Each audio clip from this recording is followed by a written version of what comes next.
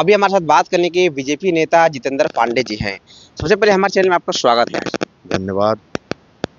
2015 विधानसभा चुनाव में जब हुआ था, आप उस समय कैमूर के जिला अध्यक्ष थे। उस समय बीजेपी कैमूर की चारों सीट जीती थी। इसके बाद 2020 विधानसभा चुनाव में बीजेपी चारों सीट हार जाती है। आप उसमें जिला अध्यक्ष नहीं रहते हैं।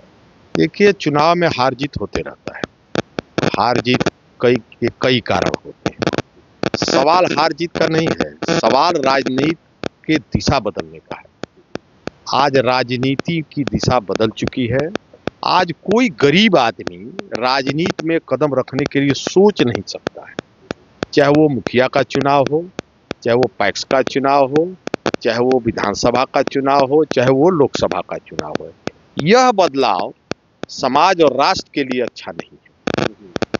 इसलिए जनता को, राजनीतिक दल को, सभी लोगों पर इस पर चिंतन करना चाहिए कि गरीब घर का आदमी, इसकी जो आर्थिक रूप से उतना संपन्न नहीं है, क्या वो भी राजनीति कर सकता है? आज विषय यह है। नहीं, 15 में आप जिला अध्यक्ष थे। उस समय भाजपा 4 सीट जीती, चारों के चारों कैमूर की जीतती है। और जिला अध्यक्ष आप पढ़ते हैं 2020 के विधानसभा चुनाव में चारों सीट भाजपा हार जाती है। ये सबसे बड़ा सवाल बनता है। वही मैं कह रहा हूं ना, उसी का मैं जवाब दिया कि राजनीति में हार जीत होते रहता है। हर राजनीतिक दल चुनाव जीतना चाहता है। समीकरण बनते हैं, बिगड़ते हैं। चुनाव हारने के भी कई कारण होते हैं, जीतने के भी कई कारण होते हैं। तो उस समय जो राजनीतिक वातावरण बना, राजनीति के जो बिसात बैठाए गए, वो उसमें वो चुनाव को जिताया। तो राजनीति में हार जीत होते रहता है। मैं वही कह रहा हूँ, फिर दोबारा कह रहा हूँ इस बात को कि अब विषय ये है कि क्या गरीब आदमी भी राजनीति कर सकता है? क्या गरीब आदमी भी चुनाव लड़ सकता है? मेरा सवाल यह है। अभी रामगढ़ विधानसभा में बाई इलेक्शन हुए हैं और जो कि हम देखे हैं कि आप मतलब कहीं भी आप नहीं दिखे हैं मंच पे। नहीं, आपको यह जानकारी ठीक नहीं है।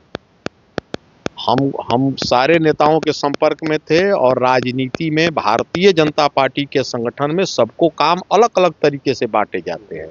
हमें जो पार्टी ने काम दिया था उस पर हमने काम किया और आप देखे होंगे कि यहाँ भारतीय जनता पार्टी चुनाव जीती भी है। मेरे गांव में भी जीती है, मेरे पंचायत में भी जीती है और विधानसभा में भी जीती है। चुनाव में किसको कहाँ लगाना है ये पार्टी तय करती है। नामांकन में हम गए थे वहाँ पे कवर करने के लिए, वहाँ पे आप नहीं दिखे थे, इसीलिए हम आपको सवाल किए। नहीं, उस दिन मेरा स्वास्थ्य ठीक नहीं था, इसलिए हम नहीं दिखे और कोई दूसरा कारण नहीं था। लेकिन वही मैं दोबारा आपको फिर कह रहा हूँ कि भारतीय जनता पार्टी को किसको कहाँ लगाना है, कैसे लगाना है, वो तय करती है और हर पार्टियां तय करती होंगी। हमें नहीं पता दूसरे पार्टियों का, लेकिन हमारे दल में तय होता है किसको कहाँ लगाना है। उस दिन जरूर हम नहीं दिखे थे, सच बात है, लेकिन उस दिन मेरा स्वास्थ्य ठीक नहीं था, इसलिए हम वहाँ नहीं गए। भारतीय जनता पार्टी से आप मतलब कब से जुड़े थे? हम 90 से जुड़े हुए हैं भारतीय जनता से, 1990 से। पार्टी में लगातार आपने सेवाएं दी। अभी तक से आपको कहीं चुनाव लड़े हैं कहीं पार्टी के द्वारा? देखिए, क्या है कि हम लोग दूसरी पीढ़ी में इस पार्टी के हैं और हम लोग विचारधारा के लिए काम करते हैं।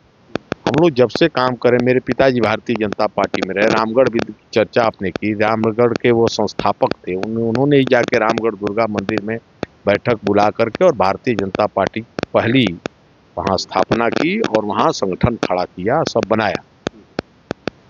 और चुनाव जहाँ तक लड़ने का सवाल है, हम लोग लगातार संगठन में काम कर रहे हैं। भारतीय जनता पार्टी ही तय करती है, उसका लीडरशिप तय करता है कि किसको चुनाव लड़ना है, नहीं लड़ना है। कार्यकर्ता अपनी विचारधारा के लिए काम करते रहता है, संगठन के लिए काम करते रहता है और संगठन की दृष्टि में जिसको जहां उचित लगता है वो काम सौंपती है पार्टी। 2025 विधानसभा चुनाव में अगर आपको पार्टी चुनाव लड़ना चाहती है तो आपके लिए बेस्ट सीट मतलब कैमूर में कौन से रहेंगे? देखिए, पार्टी, मैंने कहा पार्टी को तय करना है कि कहाँ लड़ना है। आपके नजरिए से नहीं, मेरे हमें देखिए, हम ये तय नहीं कर सकते, लेकिन जो राजनीति का अंदरूनी मामला है, आप समझ रहे हैं कि पार्टियां किस आधार पर सीट तय करती हैं।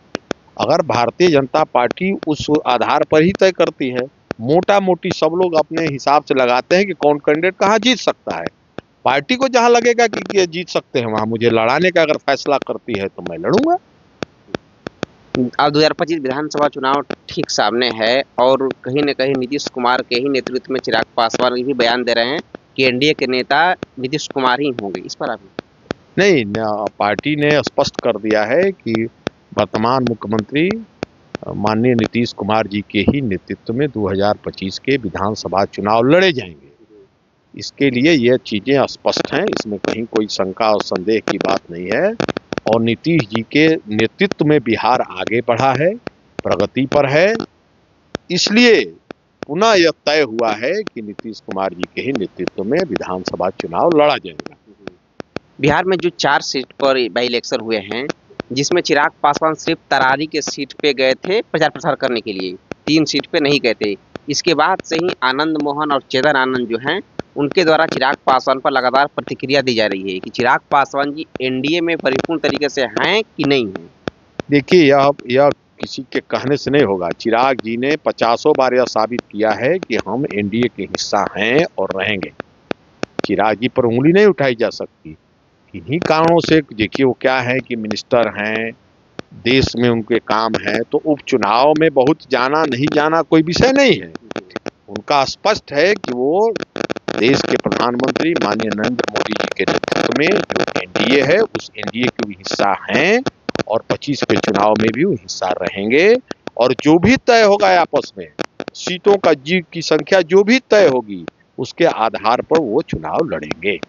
झारखंड में आपने देखा होगा हेमंत सोरेन की सरकार बन गई है, वहीं महाराष्ट्र में एनडीए की सरकार बन रही है और ईवीएम को लेकर एक बार फिर से सवाल उठाए जा रहे हैं महाराष्ट्र को लेकर। इस पर आप ये कहते हैं? नहीं, देखिए, ईवीएम पर कोई सवाल नहीं उठाया जा सकता। कई बार भारत के निर्वाचन आयोग ने स्पष्ट रूप से आह्वान किया है कि जिनको ईवीएम पर शंका है वो मेरे यहाँ आए और साबित करें कि ईवीएम को हैंग किया जा सकता है। लेकिन अब तक भारत का कोई भी एक आदमी वहां जाके यह नहीं कर सका है।